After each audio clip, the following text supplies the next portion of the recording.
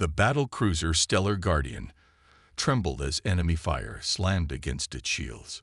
Bright red warning lights flashed across the command bridge. Commander Tog gripped the railing tightly, his face showing no fear despite the danger. His uniform, once crisp and neat, now hung loosely on his frame after years of war. "Status report," Todd called out, his voice steady despite the chaos around him. Lieutenant Kim's fingers moved quickly across her control panel. She brushed a strand of hair from her face, revealing dark circles under her eyes, a common sight among the crew. "Shields at 42%, Commander," she reported. "Tervari forces are regrouping for another attack. We've lost contact with Beta Squadron." Ty nodded, processing the information without showing emotion. This was just another day in a war that had lasted for over a century. The Galactic Confederacy and the Tervari Empire had been locked in conflict for so long that few remembered how it began. Planets had been destroyed, species had gone extinct, and still neither side gained a clear advantage. "Prepare to return fire when they approach. Standard evasive pattern Delta," Ty ordered. The tactical officer, a young man named Sung, looked up. "Sir, we've used that pattern in the last 3 engagements. The Tervari might anticipate. It's what the battle manual prescribes," Officer Sung. Todd cut him off. "We follow protocol." The bridge fell silent except for the beeping of machines and the occasional order. Everyone knew what would happen next. They would exchange fire with the Tervari ships. Both sides would take damage, and eventually, one side would retreat to repair, only to return and begin again. The same dance had been repeating for decades. Hours later, after the Tervari forces had indeed retreated as expected, Ty sat in his quarters reviewing casualty reports. 27 crew members lost today. 27 letters he would need to write to families. His door chimed. "Enter," he called. Ambassador June walked in, her diplomatic uniform contrasting sharply with the military attire throughout the ship. Her presence on a battleship was unusual. Diplomats typically stayed far from combat zones. "Commander," she greeted him with a small bow. "I apologize for the intrusion." Ty gestured to the chair across from him. "What brings a diplomat to the front lines, Ambassador?" June sat down carefully, placing a small data device on the table between them.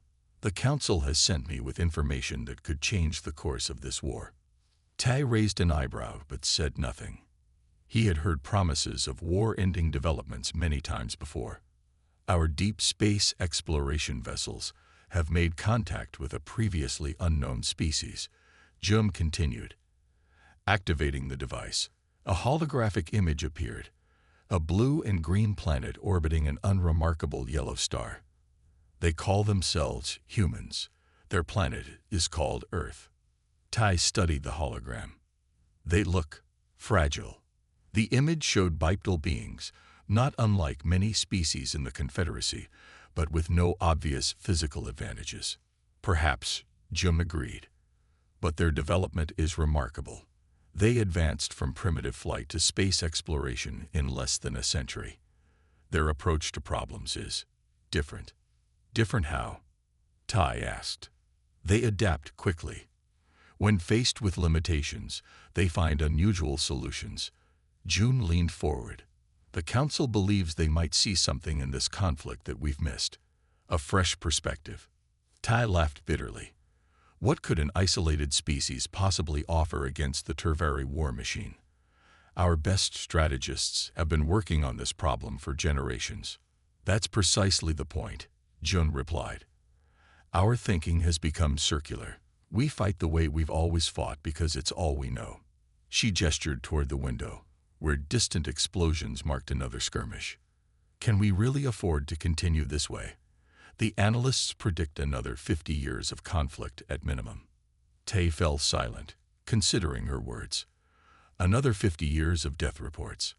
Another 50 years of the same battles fought over and over. "What does the Council propose?" he finally asked. "I'm leading a diplomatic mission to Earth. We will explain our situation and request their assistance." Shun hesitated. The Council wants you to join me. Me? I'm a military commander, not a diplomat. Exactly. These humans will need to understand the reality of what they're facing. You've been fighting longer than most. June stood up. The mission leaves tomorrow. Consider it, Commander. What do we have to lose? Tad looked down at the casualty list still displayed on his screen. 27 names today. How many tomorrow? I'll be ready at first light, he said quietly. As Ambassador June left, Ty turned to look out at the stars. Somewhere out there was a planet of beings who had never known this endless war. Perhaps they would see something everyone else had missed, or perhaps they would simply become the newest casualties in a conflict that seemed destined to outlive them all. The diplomatic vessel Peaceful Envoy entered Earth's orbit quietly. Ambassador June stood on the observation deck, watching the blue-green planet grow larger in the viewport. Earth looked small compared to the major worlds of the Confederacy, isolated and vulnerable among the stars. "We've been detected," reported the pilot. "Their primitive tracking systems have locked onto us. They're sending radio messages. Respond with the greeting sequence," June instructed. She smoothed her formal attire, a deep blue robe that symbolized peace in most Confederacy cultures. Beside her, Commander Ta looked uncomfortable in his ceremonial uniform. "Are you certain this is wise?" Tai asked quietly. "These humans have never encountered alien life. The shock alone could cause panic. The Council believes their isolation may be their greatest strength," Jun replied. "They haven't been tainted by a century of failed strategies. Their ship descended through Earth's atmosphere under escort from primitive jet aircraft. The humans had chosen a neutral meeting ground, a large conference center in a city called Geneva. As the ship landed, Jun could see crowds of humans behind barriers, their faces showing a mix of fear, wonder, and curiosity. "Remember," Jun told the delegation, "we are guests here. We come seeking help, not to command." The first meeting was tense. Earth's leaders sat across a long table, faces pale, as they confronted the reality of alien life. Director Park, a steady-eyed woman chosen to speak for Earth, listened as June explained the situation in the galaxy. When June finished describing the century-long war, Park leaned forward with an expression June couldn't quite read. "You mean to tell me," Park said slowly, "that we've been fighting our wars alone all this time when there's an entire galaxy at war? And now you want our help?" June nodded. "We believe fresh perspectives might." "Why us?" interrupted a man introduced as General Choi. "We must seem primitive to you. Our technology is centuries behind yours." Ta stepped forward. "Sometimes the oldest soldier can learn from the newest recruit. Your people think differently. You aren't bound by our traditions of warfare." The humans asked for time to discuss. June expected weeks of deliberation, perhaps months of diplomatic exchanges before any decision. Instead, just 3 days later, Earth's nations had reached a consensus. The Peaceful Envoy was invited to return to Geneva, where Director Park introduced Major Han, a calm-faced woman with short hair and alert eyes. "Major Han will lead our military response team," Park explained. "She's our foremost tactical expert." Han bowed slightly to the alien visitors. "I studied the information you shared about your conflict. I have questions." For the next 6 hours, Han asked about Tervari battle formations, technology, communication systems, and cultural values. Her questions were strange, not what any Confederacy strategist would ask. She wanted to know about Tervari art, their children's education, even their food preferences. What relevance does Tervari cuisine have to warfare? Ta finally asked, his patience wearing thin. Han looked at him directly. "Everything tells you something about how a people think, how they solve problems, how they might react to the unexpected." That evening, the first strategic meeting took place. Earth's team had prepared a preliminary analysis that shocked the Confederacy representatives. "Your conflict has lasted a century," Han stated, standing before a display showing battle statistics. "We believe we can help end it in months." Murmurs of disbelief rippled through the alien delegation. June noticed how the other officials exchanged skeptical glances. "Impossible," said Admiral Doe, the oldest military leader present. "We've employed our best strategic minds." "Respectfully," Han interrupted, "that's the problem. You've been fighting this war so long you can't see it clearly anymore." She pointed to a star map. "Your battle patterns have become predictable. Both sides are locked in a cycle neither can break." As Han outlined her initial thoughts, Jun watched with growing fascination. The human didn't think like any military strategist she'd ever met. Han spoke of psychological warfare, of unpredictable attack vectors, of targeting systems no one had considered important. Later, when the meeting ended, Jun pulled Tai aside. "Did you notice?" she asked quietly. "Notice what?" Ta seemed irritated, his pride wounded by Han's dismissal of a century of Confederacy military doctrine. "These humans don't think like us. They don't respect boundaries between disciplines." Major Han applied economic theory to battlefield logistics. She used psychological principles to analyze tertiary defense patterns. Tay's expression slowly changed as he considered this. "They haven't specialized their thinking the way we have." "Exactly," Jun said, watching Han across the room as she spoke animatedly with her team. "To them, everything connects. It's how they see the universe." "Do you really think they can end a 100-year war in months?" Tai asked, his voice low. Jun considered the confidence in Han's eyes, the decisive way the humans had responded to an impossible situation. "I think," she said slowly, "that the Tervari have no idea what's coming." The central command room aboard the Confederacy flagship hummed with activity.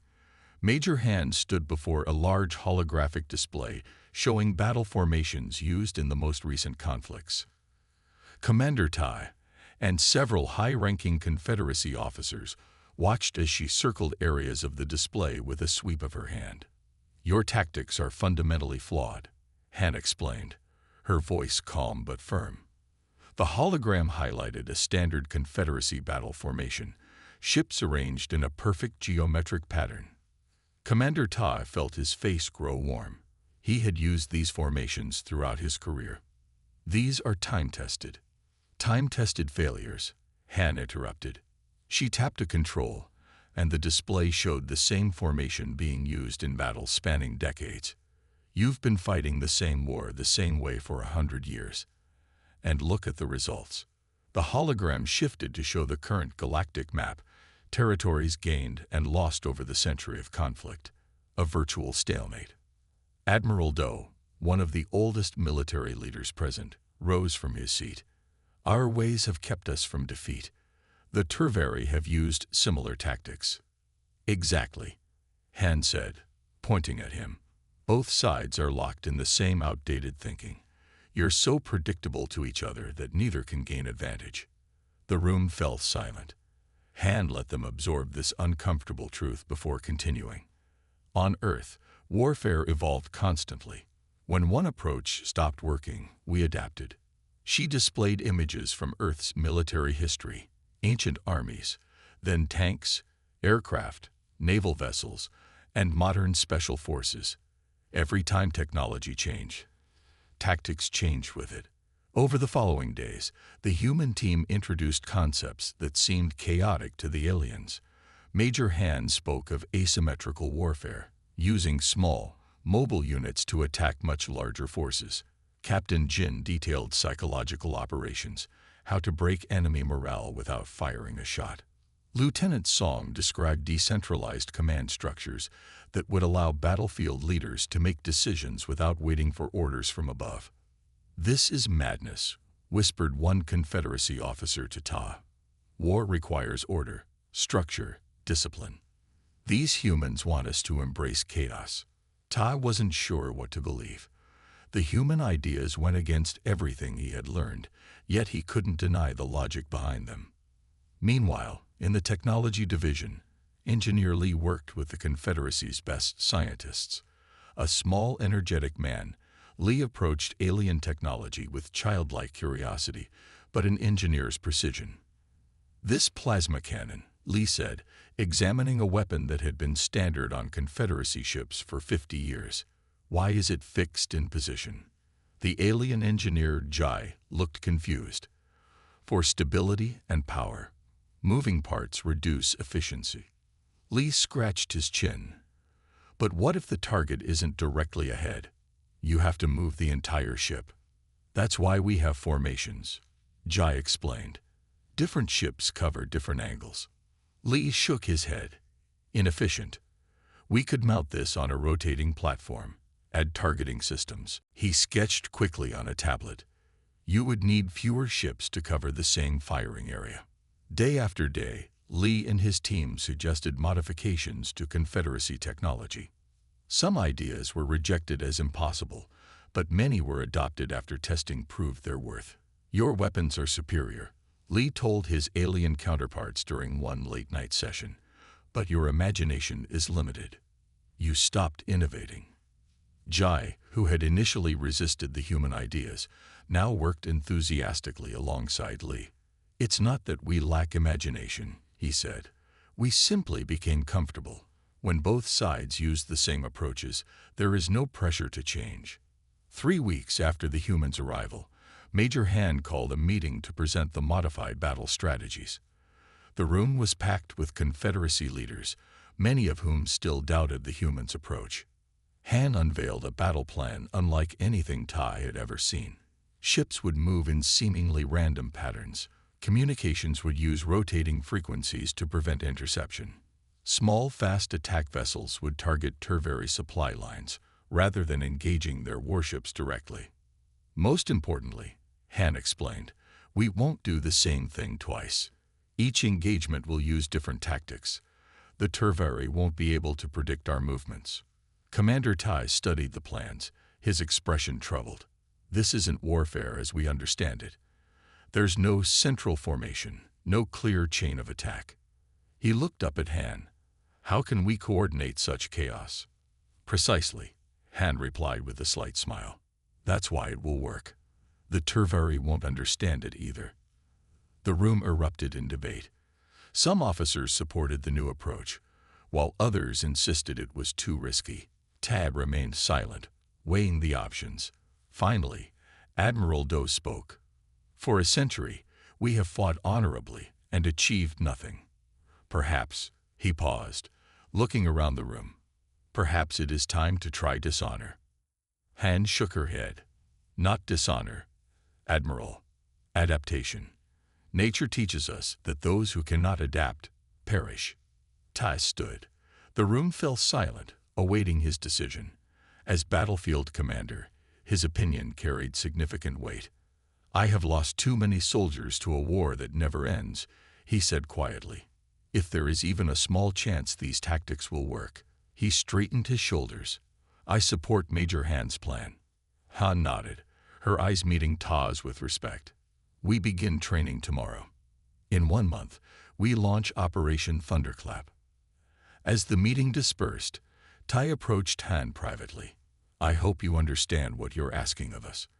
These tactics go against 1,000 years of military tradition. Sometimes, Han replied. Tradition is just another word for fear of change. The Imperial Command Center on Tervari Prime shook with the impact of distant explosions. Supreme Commander Bake stood before the central war table, his tall frame rigid with tension as holographic displays flickered around him. Reports flooded in from across 3 sectors, each more alarming than the last. Fortress Keth is under heavy attack, reported General Jun, his voice strained. They're using formations we've never seen before. The garrison at Valtos reports enemy ships appearing from impossible vectors, added Admiral Ho, checking his datapad in confusion. And Nexus Station has lost contact with half its defense fleet, said another officer. Bike slammed his fist on the table. This makes no sense.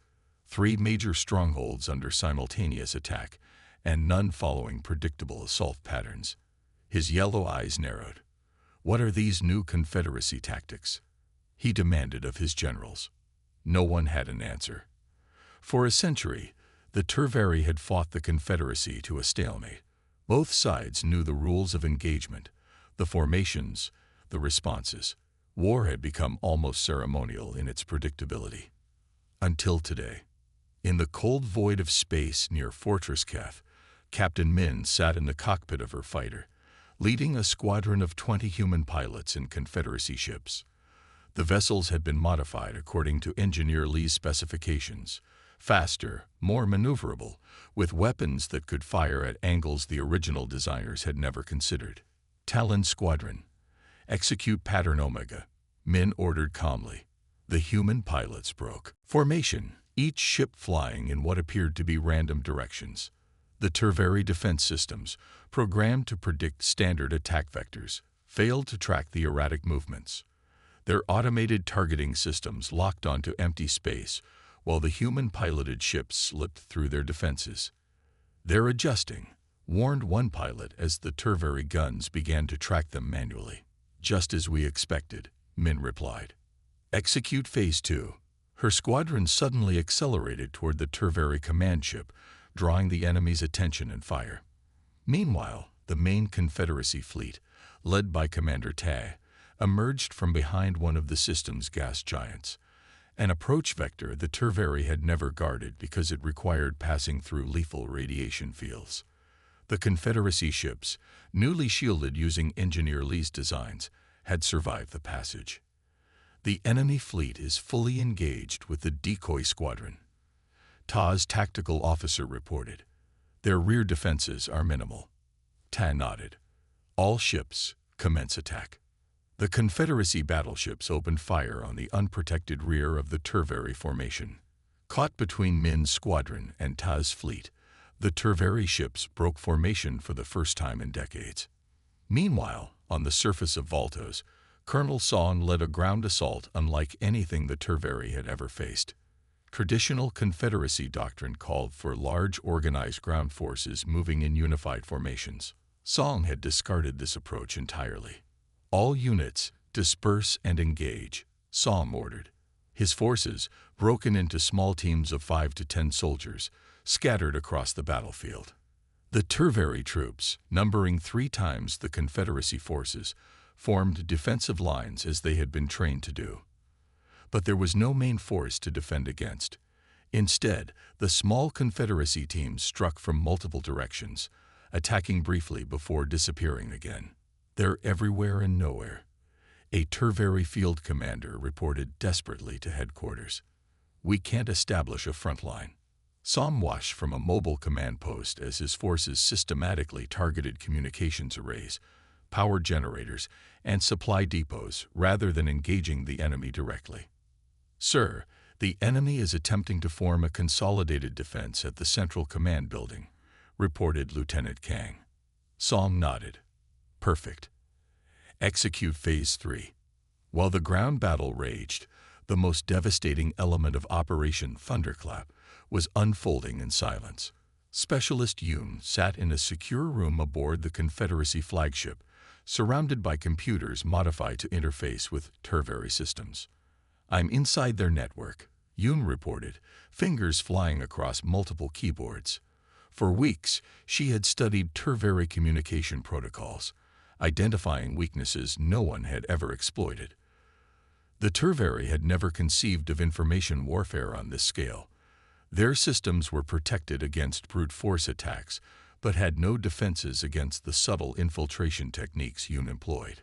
"Deploying the virus now," she said. Throughout Terveri space, communication systems began to fail. Defense networks displayed false information. Navigation systems directed ships into dangerous areas. The confusion spread rapidly as Yoon's programs replicated themselves across the enemy network. In his command center, Supreme Commander Baek watched in horror as one display after another went dark. Emergency lighting cast an eerie red glow over the faces of his officers. "Restore communications," he ordered. "Counter these attacks." "We can't, sir," his technology officer replied. "Our systems are compromised at a level we've never seen before. They're somehow inside our secure networks." Baek stared at the last functioning display, showing Confederacy forces advancing on all fronts. Their movements defied all military logic he had ever studied. How can they adapt so quickly? Bake whispered as his command center darkened around him. What has changed? The answer came 3 hours later when Beck received a transmission from Commander Ta. Behind the familiar Confederacy officer stood a woman Beck had never seen before, from a species he didn't recognize. Supreme Commander, Ta said formally, may I introduce Major Han of Earth? She wishes to discuss your surrender. Retrieved F. The Grand Hall of the Peace Station gleamed with polished stone and shimmering force fields. Supreme Commander Bake of the Tervari Empire walked slowly to the central table, his once proud posture now bent slightly. The war that had consumed a century had ended in just 6 months after humanity joined the conflict. Beck's hand trembled slightly as he pressed it against the document reader. His genetic signature transferred to the